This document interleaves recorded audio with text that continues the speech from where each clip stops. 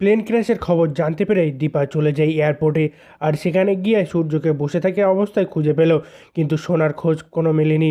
বহু খোঁজাখুঁজির পরেও সোনাকে যখন কেউ খুঁজে পায় না, তখন সবাই সোনাকে মৃত বলে ভেবে নেয়। হ্যাঁ বন্ধুরা, ঠিক এমনটাই দেখতে চলেছি আজকের পর্বে। গল্প শুরুতেই প্লেন দুর্ঘটনার খবর পেয়ে দীপার মাথা ঘুরে যায়।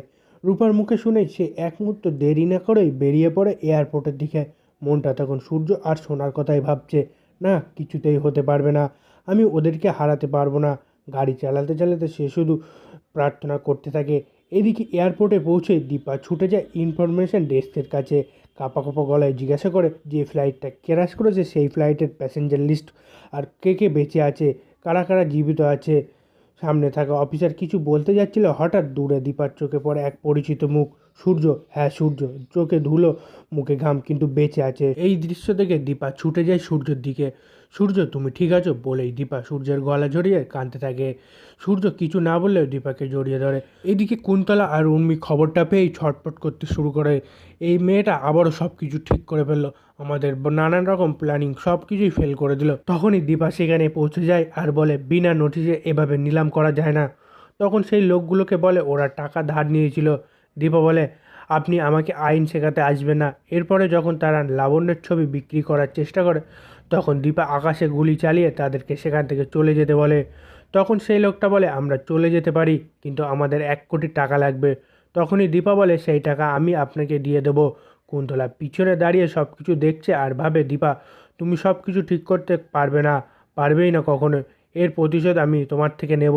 অন্যদিকে বাড়িতে আসার পর দীপা উর্মিকে থাপ্পড় মেরে বলে, তোর আমার সঙ্গে রেষারেষি আসে, তাই বলে তুই এমন কাজ করবি? সূর্য বলে, আপনার সমস্ত ধার আমি মিটিয়ে দেবো। তখনই দীপা বলে, সব দত্ত শোধ করা যায় না। সেখানে কুন্তলা চলে আসে, একটা প্রমাণ নিয়ে আসে আর বলে, এই সব কিছুই দীপা করেছে।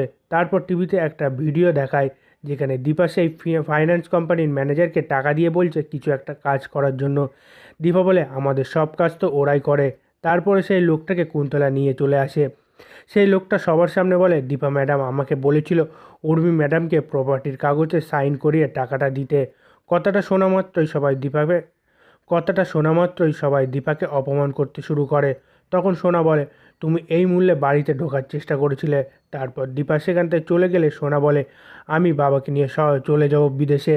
পরের দিন সকালে দীপ এসে জানায় যে জ্যাজাকে নিয়ে চলে যাচ্ছে বিদেশে। কথাটা শোনা মাত্রই দীপা সূর্য সোনাকে থামানোর জন্য চেষ্টা করে, তাদের গাড়ির পিছনে দৌড়ায়, কিন্তু সোনা গাড়ির কাজ তুলে দিয়ে দীপাকে পাত্তা না দিয়ে সেখান থেকে চলে যায়।